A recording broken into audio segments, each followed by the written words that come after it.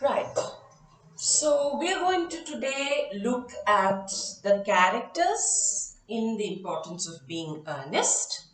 The first character that we'll be looking at is Jack Worthing.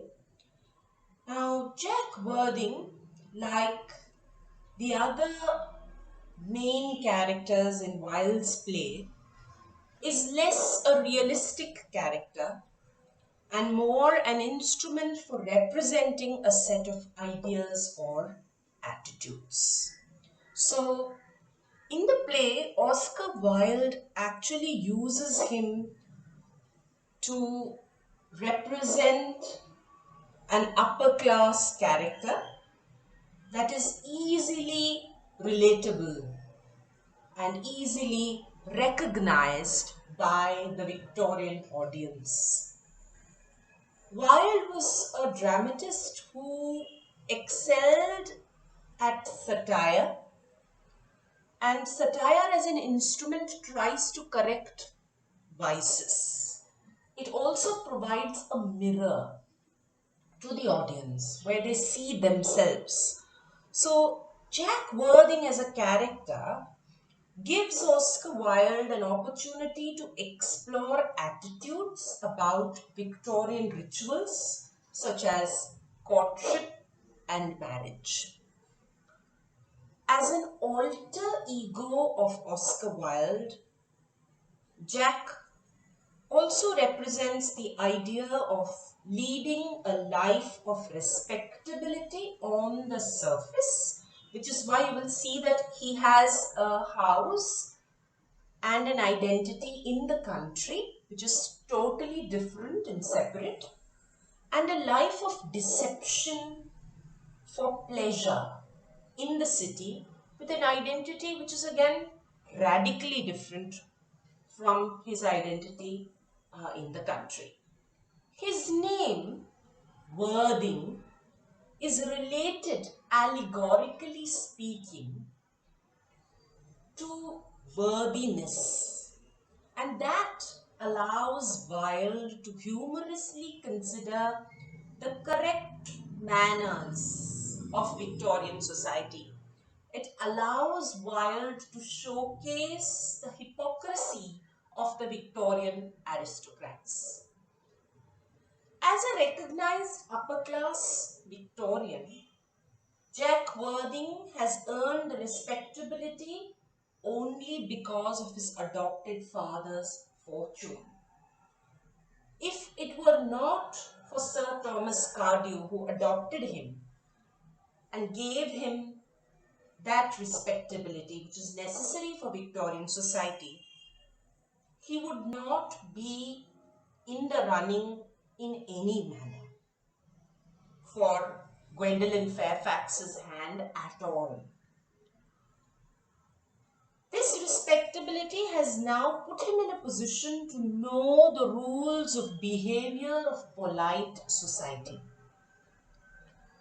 He is capable of spouting witty lines about trivial subjects and say the opposite of what is known to be true, which are the results of this respectable position by virtue of having been adopted by Sir Thomas Cardew.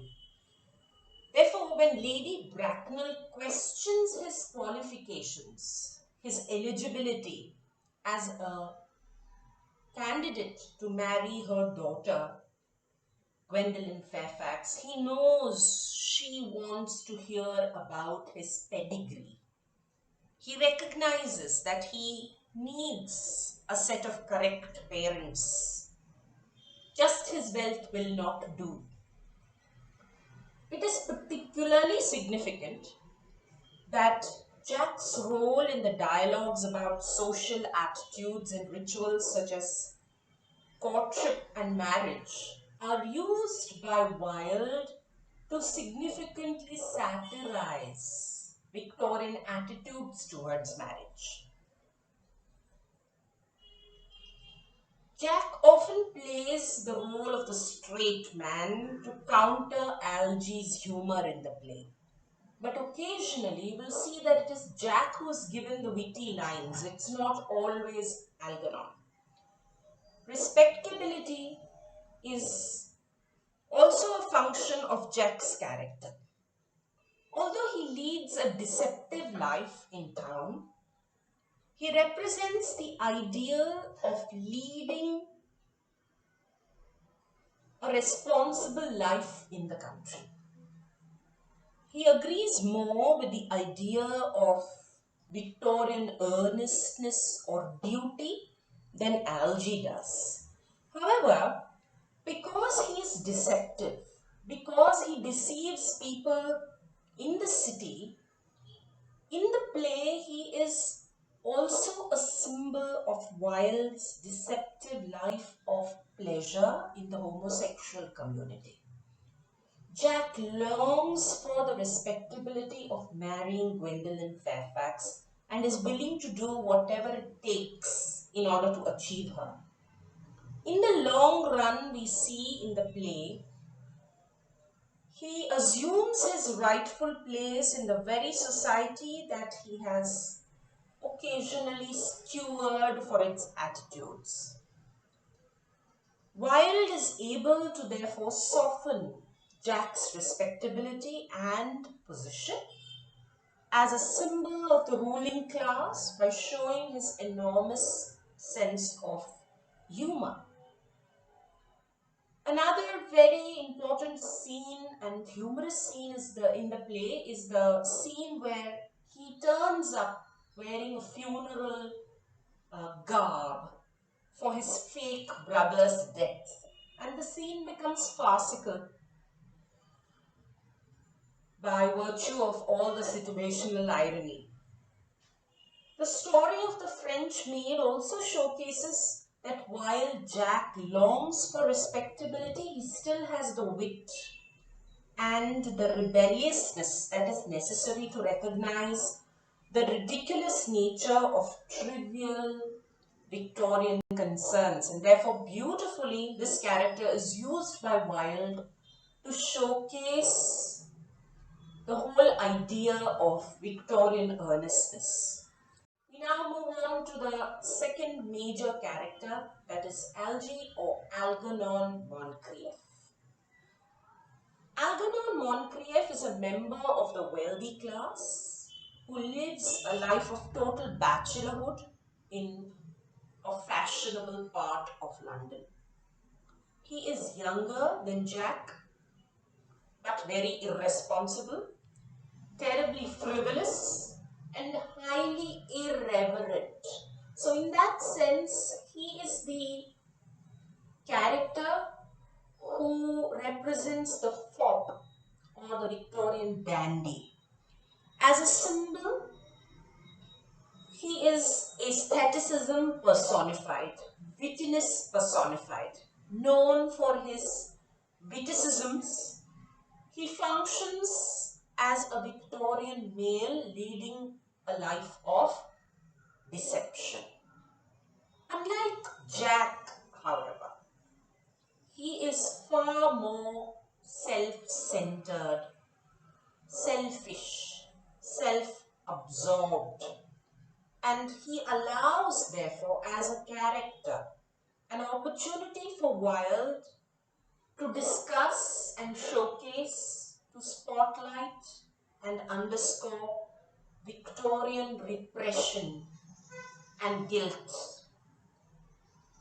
What happens when you repress sexuality? What happens when you repress people with rules and excessive moral codes of conduct? It often results in narcissism, self-love, obsessively, right? And that is exactly what we see embodied in the character of Algernon Moncrieff. Along with Lady Augusta Bracknell, his aunt, Algy is given witty lines and epigrammatic statements to mouth in the play, which showcases his humor, it showcases the disrespect for the Victorian society that he will inherit. In discussing, for example, the scene where he discusses the music for Lady Bracknell's reception, he says, and I quote, "Of course, the music is a great difficulty. You see, if one plays good music, people don't listen. And if one plays bad music, people don't talk." Unquote. This line is a wonderful example of Algernon's wit and wisdom, and also contains in a single line an idea of a representative idea of the Victorian aristocratic attitudes. Occasionally, his humor is also self-congratulatory.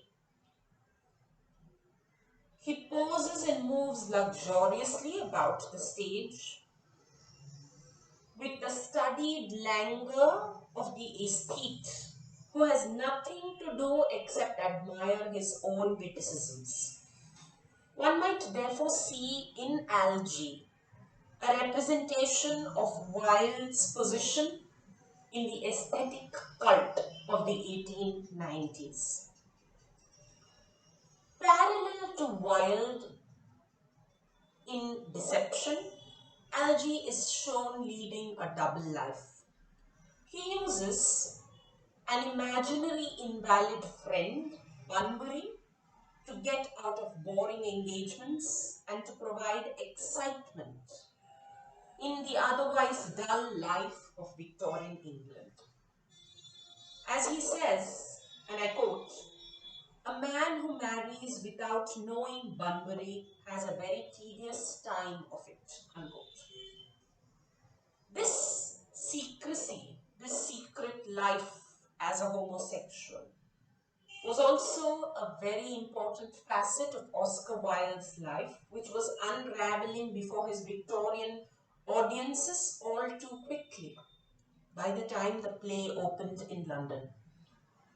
With his irreverent attitudes about marriage and his propensity for a secret life, Algy represents the rule-breaker side of Oscar Wilde, the rebel in Oscar Wilde, the side that would actually and eventually lead to his own downfall in a trial that became notorious in literary history. Algy also functions as an expression of the lengths to which Victorians had to go to escape the stifling moral repression and guilt brought about by Victorian society that values appearance over reality. Algernon's constant references to eating and his repeated acts of gorging himself on cucumber sandwiches or muffins or whatever food that is at hand become symbols of total self-absorption, lust, and the physical pleasures denied by polite society.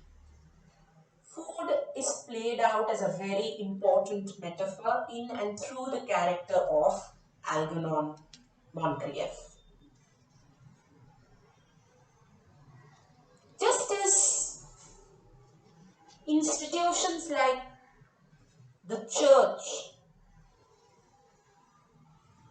and the education system function to keep people on the straight and the narrow code of conduct, human nature denies these restrictions and seems to have a will of its own.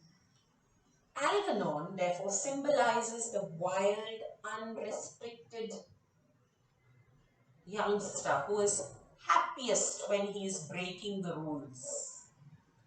Therefore, this is a character after Wilde's own heart. We now move on to two characters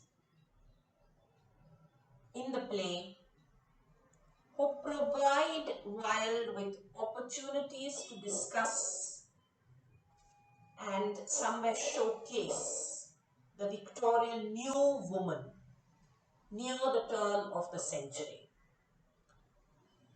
Both Gwendolyn Fairfax and Cecily Cardew are similar in that respect, but they have their differences. Both women are smart and persistent, and they are in pursuit of goals in which they themselves take the initiative.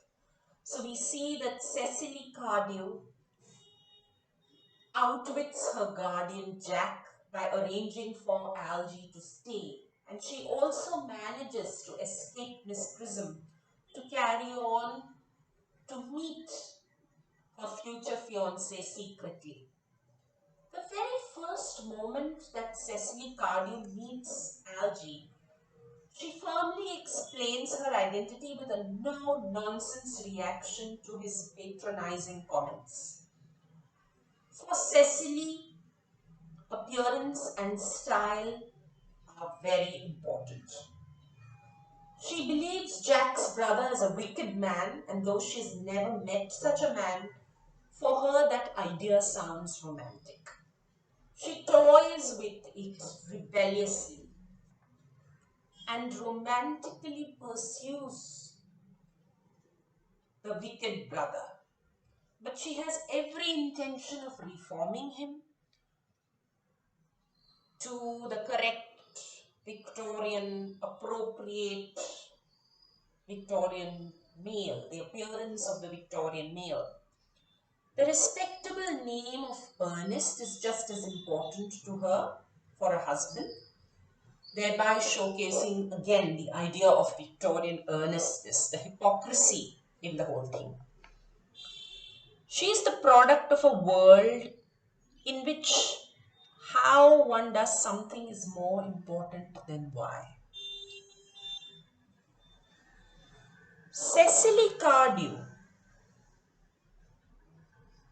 is introduced significantly in a garden setting. She's the child of a more sheltered, less sophisticated, more natural environment. Therefore, engendered in the countryside, she has no mother figure other than her governess, the grim, serious Miss Prism. And instead of a parent, she has a guardian in Jack Worthing. Cecily therefore provides Wilde with an opportunity to discuss another pet subject, the dull and boring Victorian educational system. It also gives him an opportunity to discuss Victorian values, gives him an opportunity to discuss the hypocrisy in the attitudes of aristocratic Victorian society towards money and security, and also the idea of what repression of passion results in. More sheltered than Gwendolyn is, Cecily is still expected to learn her boring lessons and make a good marriage. She is guided by passion and immediate gratification. She pursues life with a vengeance and single-mindedly aims for what she desires. She's a strong character who seems firmly in control, and therefore, with Cecily Cardew, Wilde has created a memorable new woman at the turn of the century. The other character who also represents the new woman at the turn of the Victorian century is curiously similar to Cecily Cardew in several ways, and that is Gwendolyn Fairfax. Smart, persistent, again taking the initiative in pursuit of her goals.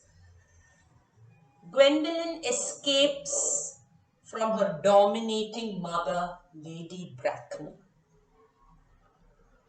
If Cecily outwits Miss Prism, Gwendolen Fairfax outwits her mother, Lady Bracknell. Gwendolen is again the embodiment of the new woman, again the embodiment of Victorian hypocrisy. She must have the perfect proposal performed in the correct manner, and she makes Jack do everything according to her bidding. She must marry a man named Ernest simply because of the name's connotations. She, as well as Cecily, are shown maintaining a diary. She is confident, worldly, and very much at home in the big city of London. The lorgnette that Gwendolen Fairfax is shown carrying throughout the play is again very symbolic because it has taught her to be short sighted, and it is therefore the glass through which she peers at the Victorian world. Gwendolen Fairfax is also an important character because she is the only character who represents as a product of a traditional family. The only one who comes from a traditional family with a father and a mother. The others are all not shown as products of a traditional family. Gwendolen Fairfax's character allows Wilde, therefore, to discuss the absurdities of life, to discuss courtship rituals, and to discuss Victorian attitudes towards marriage. Her pronouncements on trivialities and on total contradictions of what she has said 2 lines earlier make her the perfect instrument for Wilde to provide humor and to comment on inane Victorian attitudes. Despite their positions in Victorian society as victims of the machinations of men, marriage contracts, property laws, these women characters seem to be firmly in control. They are portrayed, therefore, as characters who are strong and who seem to have the practical sense that the men lack. The other character who makes the play highly memorable and unforgettable character is that of Lady Augusta Bracknell, one of the most memorable characters who has a tremendous impact on her audience. Wilde makes her the tool of the central conflict in the play and also the tool for most of the satire in the play. It is her objections and the obstacles in the path of the lovers that she places, which allow for the play to end as a comedy. Susan Langer once said that marriage is the central symbol of comedy, and that is exactly what Wilde uses to end the play with all these couples getting together to marry, and therefore Lady Augusta Bracknell becomes the tool for the central conflict in the play. As opposed to tragedy, where death is the central symbol, in comedy, marriage is the most important symbol. So Lady Bracknell becomes a symbol of Victorian earnestness and the unhappiness that it brings as a result. She's powerful, arrogant, ruthless to the extreme, very conservative and proper. In many ways, she represents Wilde's opinion of Victorian upper class negativity, conservatism, repressive values, and power. Her opinions and mannerisms betray a very careful, calculated speaking pattern. Her lines are full of witty epigrams and social repartee. However, Wilde also uses a lot of irony in his depiction of Lady Augusta Bracknell's character. She was not always a member of the upper class. She herself is depicted as a social climber who was hell bent on marrying into the aristocracy. She was formerly a member of the lower class, but represents the righteousness of the formerly excluded. Because she is now Lady Bracknell, she has opinions on society, opinions on marriage, on religion, on money, illness, death, education, and respectability. She is therefore one of Wilde's supremely brilliant inventions, which represent his satire on all these subjects. She flexes her muscles constantly on her daughter's unsuitable choice for marriage. She only looks at marriage as an alliance for property and social security. Love or passion is never the reason that one should marry for, according to Lady Bracknell. She bends all the rules to suit herself because she can. She gives Jack Worthing ruthlessly correct but immoral advice on his parents. In the famous line, and I quote, "I would strongly advise you, Mr. Worthing, to try and acquire some relations as soon as possible, and to make a definite effort to produce at any rate one parent of either sex before the season is quite over," unquote. She doesn't mind how he finds this parent. She just wants him to do it because he has to acquire all the requirements for acceptability. Her authority and power extend over every character in the play. It is her decision about the suitability of both the marriages that provides the conflict of the plot.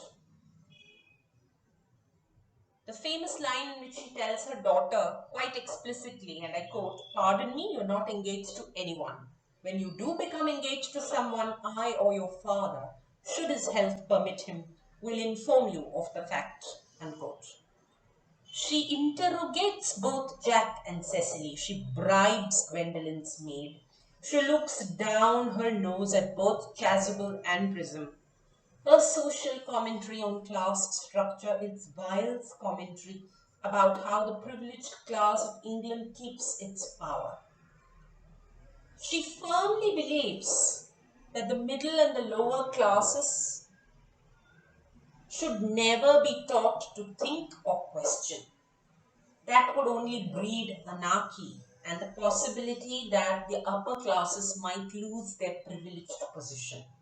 So, with Wilde's creation of Lady Augusta Bracknell, we have a memorable instrument of his satiric wit and a memorable member of Victorian upper class society that has made the importance of being earnest an unforgettable play. Miss Prison is also intellectual, but more in a literary way. She is also showcased as a creative writer and is a parody of a woman with a past. She had dreams of becoming a sensational romantic novelist, but she must make a living and therefore becomes a governess, a kind of jailer of Cecily and the guardian of her education and virtue. She, like the minister, makes constant moral platitudes and moral judgments. And her favorite line, even to dead earnest, is, and I quote, "As a man sows, so shall he reap."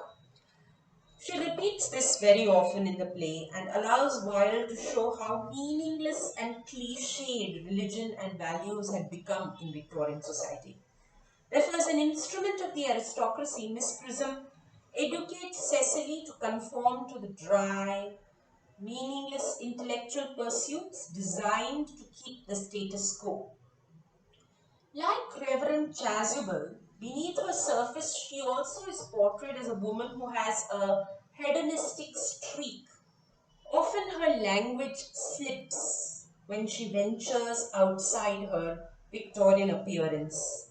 She persists in inviting Reverend Chasuble to discuss marriage, pursues him diligently, and at the end, of course, also falls into his arms. Miss Prism is therefore an appropriate character to uncover Jack's true history because she is also not what she seems.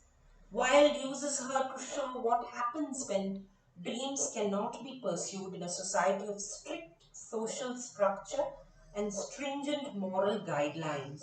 Both Miss Prism as well as Reverend Chasuble, both of who lack social opportunities, therefore become servants to the system, promoting its continuation.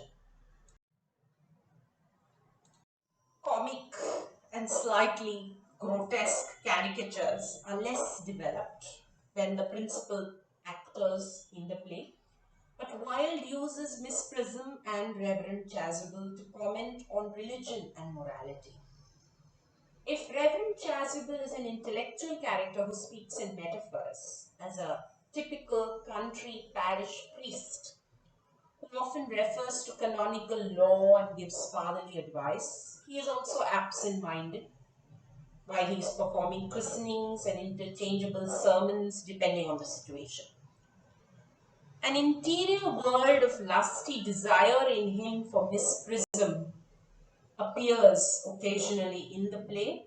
He's often spouting moral platitudes, and he therefore symbolizes Wilde's view of Victorian religion and respectability.